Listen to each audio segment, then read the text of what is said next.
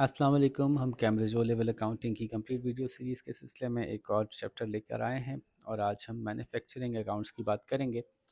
अच्छा, आपने जितनी भी अकाउंटिंग पढ़ी है वो सारी की सारी ट्रेडिंग अकाउंट्स पढ़े हैं।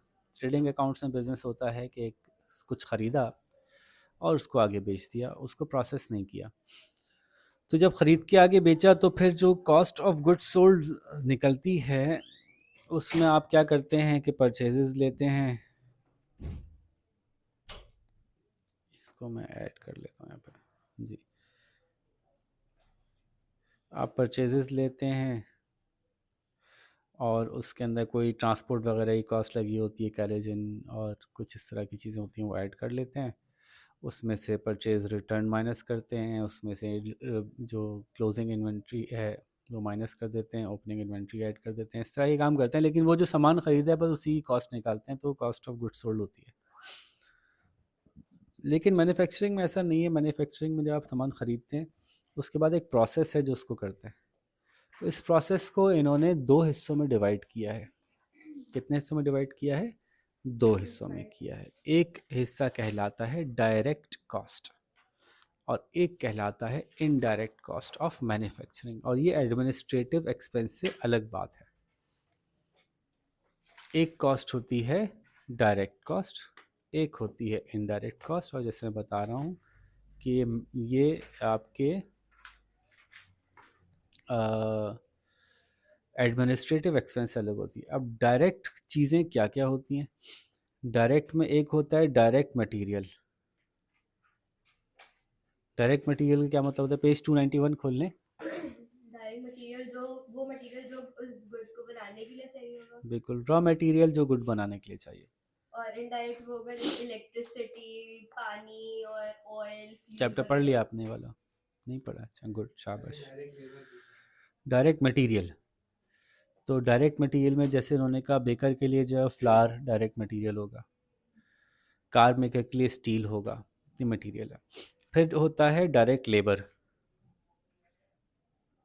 डायरेक्ट लेबर लेबर जो क्या होगा? मैन्युफैक्चरिंग करने में होगा। डायरेक्ट मैन्युफैक्चरिंग में इन्वॉल्व हो, वो सामान बनाने में इन्वॉल्व हो जो कि आप इनडायरेक्ट बेच में रहे हो हैं। सकता है कि वो जो है ना ट्रांसपोर्ट वगैरह कर रहे हो और कोई और चीज लेकिन जैसे सफाई है घर की। हो वो मैन्युफैक्चरिंग से ही रिलेटेड। हाँ, वो यानी मैन्युफैक्चरिंग। एक है कि जो ऑफिस में बंदा सेल्स में इन्वॉल्व है वो इनडायरेक्ट लेबर में नहीं आएगा। लेकिन रॉ मटेरियल अगर आप फैक्ट्री तक लाने तो इसमें तो होगा ना। जी जी जी जी। फिर वो क्या सेल्स सेल्स वाला सारा जाता है एडमिनिस्ट्रेटिव एक्सपेंस में, वो जैसे नॉर्मल इनकम स्टेटमेंट में जाता है ना, अलग से हम निकालते हैं एडमिनिस्ट्रेटिव एक्सपेंस, तो कैश वहीं अकाउंट जाता जैसे है। उसमें होता है ना, एडमिन में होता है। जी, तो वो एडमिन एक्सपेंस या अदर एक्सपेंस पे एक्सपेंसेस। जाता है, उसमें जाता है। इसमें जो डायरेक्ट मटेरियल और इनडायरेक्ट मटेरियल दोनों ही लेकिन रिलेट करेगा फैक्ट्री से ही। अच्छा, अभी हम डायरेक्ट मटेरियल कर लिया, हमने डायरेक्ट लेबर में वो लोग जो कि डायरेक्ट काम करने में इन्वॉल्व हैं। तीसरा है डायरेक्ट एक्सपेंस।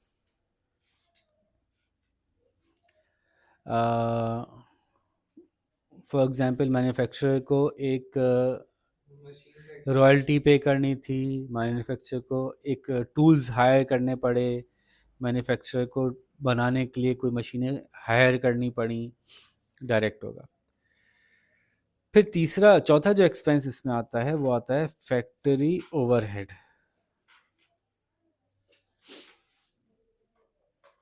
अब मैन्युफैक्चरिंग से डायरेक्ट रिलेटेड तो नहीं है,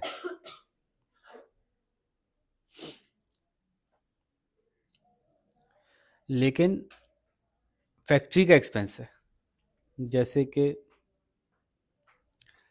रेंट फैक्ट्री का, जैसे कि हीट और लाइटिंग इलेक्ट्रिसिटी, जैसे कि डेप्रिसिएशन ऑफ मशीन, जैसे कि मशीन रिपेयर्स एंड मेंटेनेंस, जैसे कि वो बंदे जो कि सफाई पे लगे हुए हैं उनकी वेजेस, फैक्ट्री की सफाई पे, एडमिन ब्लॉक की सफाई पे नहीं, फैक्ट्री की सफाई पे।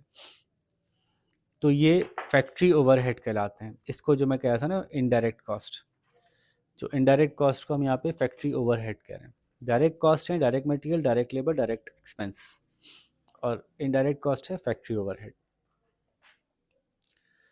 तो थोड़ा सा इसकी एक एग्जांपल देख लेते हैं, बस में और कुछ है ही नहीं, सिर्फ फ़र्क यहीं आना है। आपकी इनकम स्टेटमेंट की cost of goods sold calculation में फ़र्क आना है, बाकी तो सब कुछ वैसा ही है। तो जब हम मिसाल देखेंगे तो आपको समझ में आ जाएगा। पेज नंबर कहाँ गया, पेज नंबर 293 पे। हाँ ये तो वो है ना, डेफिनेशन है ना, हम उसको जब कर रहे होंगे तो अच्छी तरह से और समझ में आएगा। तो देखिए इन्होंने दिया हुआ है रॉ मटेरियल की इन्वेंट्री, ओपनिंग और क्लोजिंग दोनों दे दी इन्होंने, सही है, नज़र आ रहे हैं। परचेजेस दे दी, कैरेज ऑन परचेज दे दी, फिर वेजेस दे दी डायरेक्ट और इनडायरेक्ट, रॉयल्टीज़ दे दी। अभी क्या क्या है, कहाँ कहाँ आएंगी मैं समझाता हूँ अभी। फैक्ट्री इंश्योरेंस, फैक्ट्री रेट और rent, factory general expense, depreciation of factory machinery, ये सब कुछ दे दिया। अब आप तैयार कीजिए अकाउंट इनका। तो मैन्युफैक्चरिंग अकाउंट हम बना रहे हैं। कौन सा अकाउंट बना रहे हैं सब? Manufacturing account. ये मैन्युफैक्चरिंग अकाउंट जो है पार्ट ऑफ इनकम स्टेटमेंट होगा आगे जाके। देखिए उसमें ऊपर कहीं सेल्स नहीं लिखा हुआ, ये पूरी इनकम स्टेटमेंट नहीं बन रही, ये सिर्फ वो सेक्शन बन रहा है जहाँ कॉस्ट ऑफ गुड्स सोल्ड निकल के आएगा, जिसको कि हम कहेंगे कॉस्ट ऑफ प्रोडक्शन। तो सबसे पहले इन्होंने कॉस्ट ऑफ मटेरियल कंज्यूम लगाया।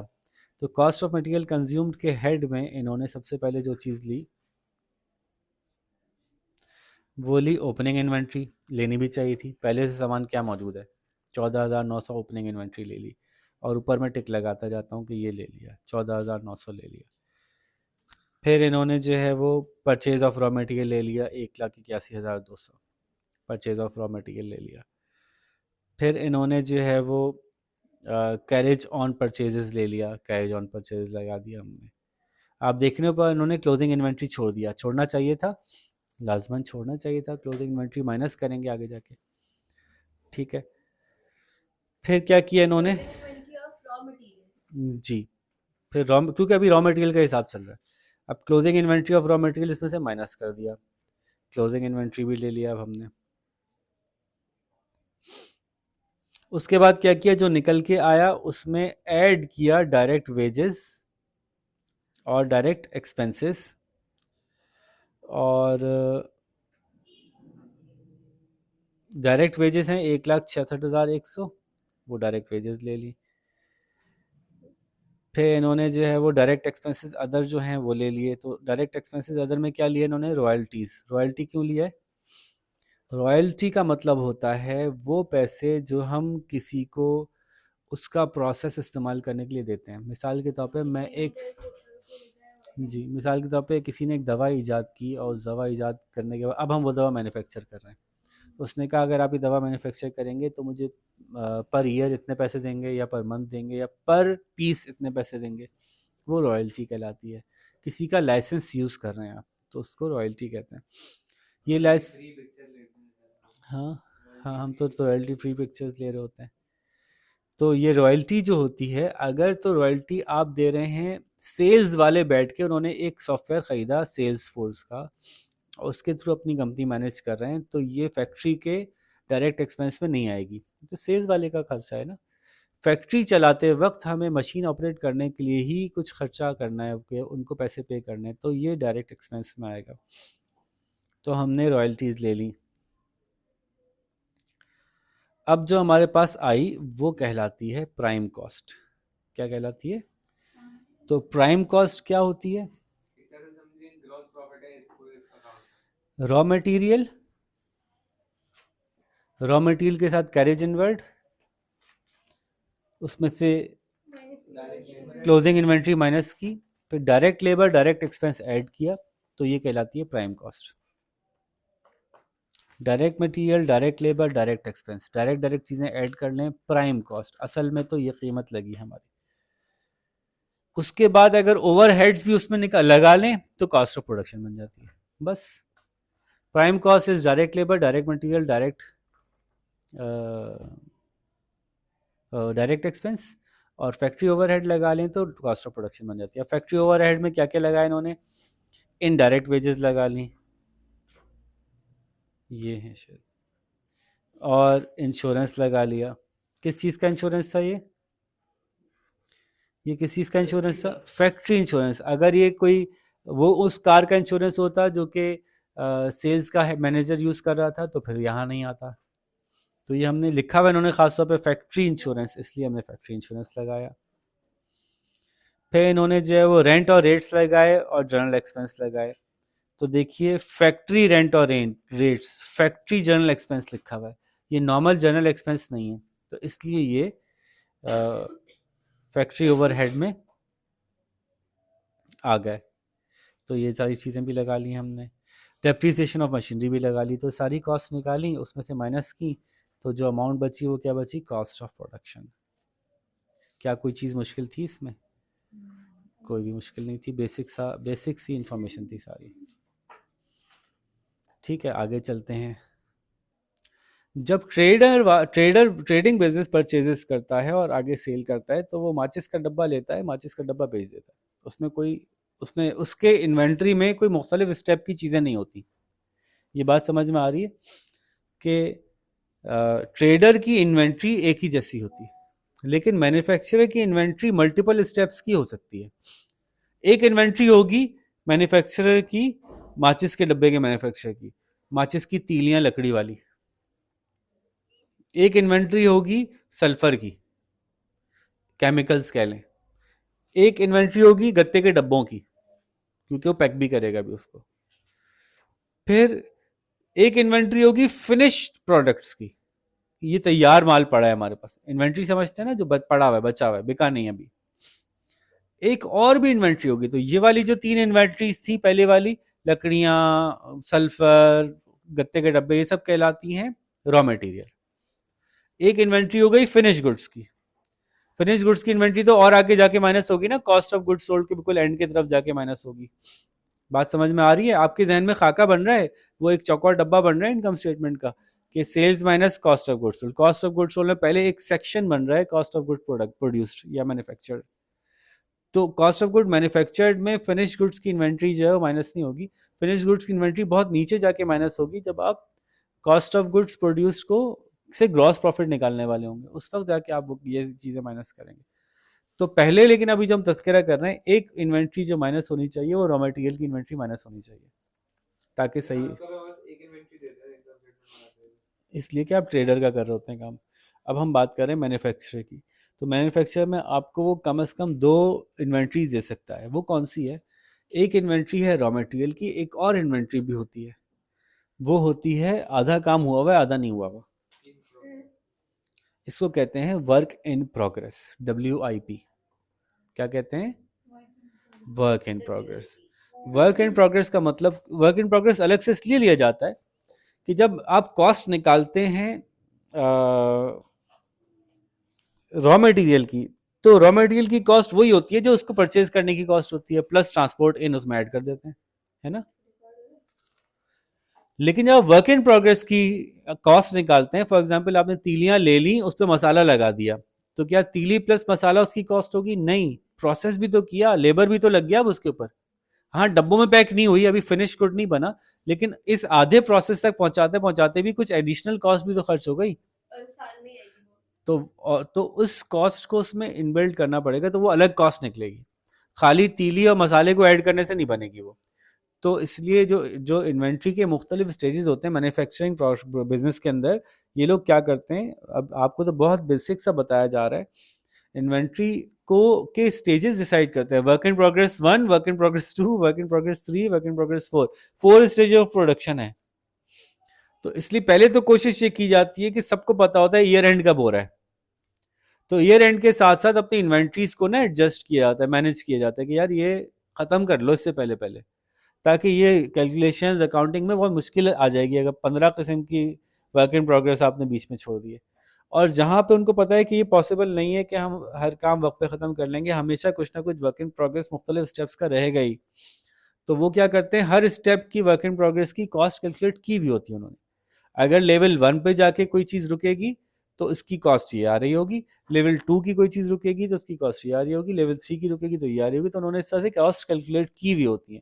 वहाँ पे बैठ के उस वक्त हाथ के हाथ नहीं कैलकुलेट कर रहे होते, बल्कि पूरा प्रोसेस करके रखा हुआ होता है उन्होंने पहले से। तो लेकिन आपकी आसानी ये है कि आपको सिर्फ एक वर्क इन प्रोग्रेस मिल रहा है, यानी आपको ये नहीं मिल रहा कि कई स्टेप्स का काम था, तो पहले स्टेप में था कि दूसरे में था कि तीसरे में था, बस काम इन द प्रोसेस था। और उसकी कॉस्ट कैसे कैलकुलेट होगी ये भी नहीं बता रहे आपको कि आप निकालें उसको, बस आपसे कह रहे हैं आपको कॉन्सेप्ट पता होना चाहिए कि ऐसा हो सकता है कि आपकी रॉ मटेरियल की इन्वेंट्री अलग हो और वर्क इन प्रोग्रेस की इन्वेंट्री अलग हो। तो ये तो हमने कर लिया। ज़रा ये देखते हैं, पेज नंबर 294 पे आइएगा प्लीज़। वॉक थ्रू 20.2 देखिएगा। अब इन्होंने प्राइम कॉस्ट खुद ही निकाल दी पूरी, पीछे का काम जो आपने किया था वो कर लिया, डायरेक्ट मटेरियल, डायरेक्ट लेबर, सब कुछ कर दिया, प्राइम कॉस्ट निकाल दी, फैक्ट्री ओवरहेड निकाल दिए, साथ में उन्होंने वर्किंग प्रोग्रेस की ओपनिंग और क्लोजिंग इन्वेंट्री दे दी। वर्किंग प्रोग्रेस की ओपनिंग इन्वेंट्री ऐड होगी, क्लोजिंग इन्वेंट्री माइनस होगी, सिर्फ ये दिखाना चाहते हैं किस जगह से होगी। तो प्राइम कॉस्ट निकलने के बाद प्राइम कॉस्ट सारे direct material, direct expense, direct मतलब प्राइस कुछ मिला के होगा कर लिया बिल्कुल। उसके बाद उसमें ऐड करेंगे वर्क इन प्रोग्रेस और सब्ट्रैक्ट करेंगे वर्क इन प्रोग्रेस। कर लिया ना, फैक्ट्री ओवरहेड पहले आपने उसमें कॉस्ट में ऐड किया, फिर opening inventory of work in progress add किया और closing inventory of work in progress minus किया। देखें पेज नंबर 294 पे आप लोगों को ये बात समझ में आ रही है कि work in progress prime cost लगाने के बाद, ओवरहेड लगाने के बाद हैंडल किया जाता है। जो ओपनिंग इन्वेंट्री होती है वो ऐड की जाती है, जो क्लोजिंग इन्वेंट्री होती है वो सब्ट्रैक्ट की जाती है। इसमें कोई मुश्किल तो नहीं है? नहीं है। फुल नहीं, अलग अलग शो किया जाता है, अलग अलग शो किया जाता है। उसकी अलग अलग शो करने की वजह यही है ना कि एक नहीं होती। यहाँ पे तो आपको एक ही दिखाई जा रही है, लेकिन एक्चुअली एक नहीं होती। अच्छा, एक छोटा सा कॉन्सेप्ट ये है कि पर यूनिट कॉस्ट कैसे निकाली जाएगी, तो वो तो आप बस ही बता दें। पर यूनिट कॉस्ट कैसे निकाली जाएगी? Total cost of production number of, बस total cost of production divide by total number of units produced, तो आपको पर यूनिट कॉस्ट मिल जाएगी। इसमें तो कोई अलग से पढ़ाने की जरूरत थी नहीं। अच्छा जी, फिर ट्रेडिंग सेक्शन का जो जो प्रॉफिट होता है वो अलग तरीके से कैलकुलेट हो रहा होता है, अलग जगह पे कैलकुलेट होता है। और मैन्युफैक्चरिंग का एक स्टेप बढ़ गया तो उसका प्रॉफिट के बारे में कुछ बात करना चाहते हैं। तो let us go through the gross profit of a manufacturing business is calculated in the trading section of the income statement. This is very similar to that prepared by a wholesale or retail business. The main difference is that because the business actually makes good itself and good it sells, the item for purchase is replaced by production cost of goods completed. Sometimes, however, manufacturing business may purchase some finished goods which it does not manufacture. ये एक additional बात सुन लें।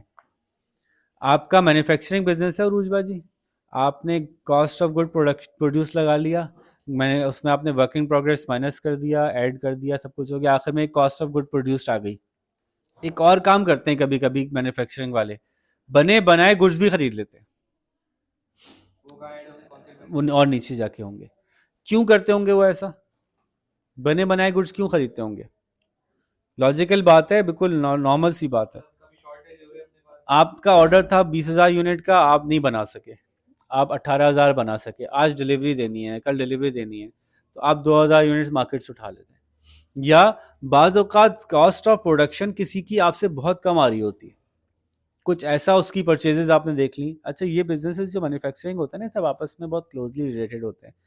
जैसे मेरा तो कपड़े के कारोबार के साथ बड़ा क्लोजली मैंने वॉच किया, और बहुत सारे स्टूडेंट मेरे जो हैं वो कपड़ों के कारोबार में नहीं, क्लॉथ प्रोडक्शन में थे। तो एक मैन्युफैक्चरर अकेला नहीं होता, उसके साथ पूरी फैमिली ऑफ बिजनेसेस होती है। एक तो उनकी करीबी फैमिली होती है, एक का नेटिंग यूनिट है तो दूसरे का भी है, तीसरे का भी है, लेवल बड़े बड़े हैं। एक साहब का फॉर एग्जांपल 200 यूनिट्स पड़े हुए हैं, बड़ा बिजनेस है। तो उस 200 यूनिट्स में भी ऐसा हो सकता है कि पूरा ना पड़ सके, तो उन्होंने अपने कजन्स को, उसको भी 10-10 यूनिट के सेटअप डलवाए हैं। वो अपना अपना काम तो पकड़ते ही हैं, लेकिन कभी इनके पास शॉर्टेज हो जाती है तो ये उनसे काम करवा लेते हैं। इन लोगों का काम, जो बड़े यूनिट का काम है, एक्सपोर्ट का काम है। बाकी छोटे यूनिट जो होते हैं इम्पोर्ट का काम, अपना लोकल काम कर रहे होते हैं। लोकल काम को स्टॉप लगाना आसान होता है कि यार एक्सपोर्ट नहीं करना, डेडलाइन ऐसी बड़ी इंपॉर्टेंट नहीं है, तो वो थोड़ा सा इनका काम रोक के इनका चालू कर देते हैं। तो इसी तरह से बाज़ औक़ात किसी को ऐसी डील मिल गई होती है कि उसकी कॉस्ट आपसे बेहतर आ रही होती है, तो आप उससे परचेज़ कर लेते हैं, उसके ख़रीद के भी आपको सस्ता पड़ रहा होता है बनस्बत खुद बनाने के, तो फिर आप ख़रीद के काम कर लेते हैं। तो समझदारी से काम होता है, सब लोग मिलजुल के काम करते हैं। वॉक थ्रू नंबर 20.4 में इन्होंने ये दिखाया हुआ है कि आप ज़रा गौर से देखिए, इन्होंने रेवेन्यू लगाया, सेल्स जिसको आप कह लें, और उसमें कॉस्ट ऑफ सेल्स माइनस की। अब कॉस्ट ऑफ सेल्स कैलकुलेट कैसे की? फिनिश्ड गुड्स की ओपनिंग इन्वेंट्री, उसमें कॉस्ट ऑफ प्रोडक्शन ऐड हो गई, और अगर कोई मज़ीद फिनिश्ड गुड्स बाहर से ख़रीदे थे तो वो उसमें ऐड किए और फिनिश्ड गुड्स की इन्वेंट्री माइनस कर दी। अब ये फिनिश्ड गुड्स दोनों तरह के हैं, ये फिनिश्ड गुड्स आपके अपने भी हैं और ये फिनिश्ड गुड्स बाहर वाले भी हैं। तो सबसे पहले opening inventory of finished goods, ये आपके अपने गुड्स जो पड़े हुए थे आपके पास। अब इसमें सब मिक्स थे, इसमें सारे फिनिश्ड गुड्स मिक्स थे, सारी माचिस की डिब्बियां मिक्स पड़ी थी। जो ओपनिंग इन्वेंट्री थी वो आपने ऐड कर ली, जो आपने प्रोड्यूस किया उसकी कॉस्ट लगा ली। देख रहे हैं भाई, नजर आ रहे हैं? Page number 296। फिर आपने मजीद फिनिश्ड गुड्स अगर मार्केट से खरीद लिए, उसकी भी प्राइस लगा ली। और अगर आपके पास अपने और मार्केट के सबके मिला के कुछ फिनिश्ड गुड्स बच गए, तो आखिर में उसको माइनस कर दिया, तो आपके पास आ गई total cost of finished goods या टोटल कॉस्ट ऑफ सेल्स आ गई। तो उसकी मदद से आपने ग्रॉस प्रॉफिट निकाल लिया। कोई मसला था इसमें? आखिरी बात जो चैप्टर में थी, छोटे छोटे सी कॉन्सेप्ट्स हैं कि जब आप फाइनेंशियल पोजीशन तैयार करते हैं, यानी बैलेंस शीट तैयार करते हैं, तो एसेट साइड पे इसमें कुछ एडिशनल इन्फॉर्मेशन आ रही होगी। एसेट दिखाते हैं तो एसेट में आप क्लोजिंग इन्वेंट्री दिखाते हैं ना, आपकी क्लोजिंग इन्वेंट्री आपकी एसेट होती है ना। कैश आपकी एसेट है, बैंक आपकी एसेट है, मशीन आपकी एसेट है, गाड़ी आपकी एसेट है, अगर प्रेमिसेस आपका अपना है वो आपकी एसेट है। तो क्लोजिंग इन्वेंट्री भी आपकी एसेट होती है, स्टॉक्स जो आपके होते हैं। क्लोजिंग इन्वेंट्री की तीनों किस्में बस दिखाई जाती हैं इसमें, बस ये बात है कि अगर रॉ मटेरियल की क्लोजिंग इन्वेंट्री वो अलग दिखाई जाएगी, वर्क इन प्रोग्रेस की क्लोजिंग इन्वेंट्री अलग दिखाई जाएगी, फिनिश गुड्स की क्लोजिंग इन्वेंट्री, लाइन से तीनों दिखा दी जाती है। बस इतनी सी बात है जो आपकी फाइनेंशियल पोजीशन में लगाती है। चैप्टर ख़त्म। एंड ऑफ चैप्टर क्वेश्चंस को देखते हैं, अच्छी तरह से इसको रिजॉल्व करें और फिर हम नेक्स्ट चैप्टर की तैयारी करते हैं। तब तक आप लोग अपना ख्याल रखिएगा। अल्लाह हाफ़िज़।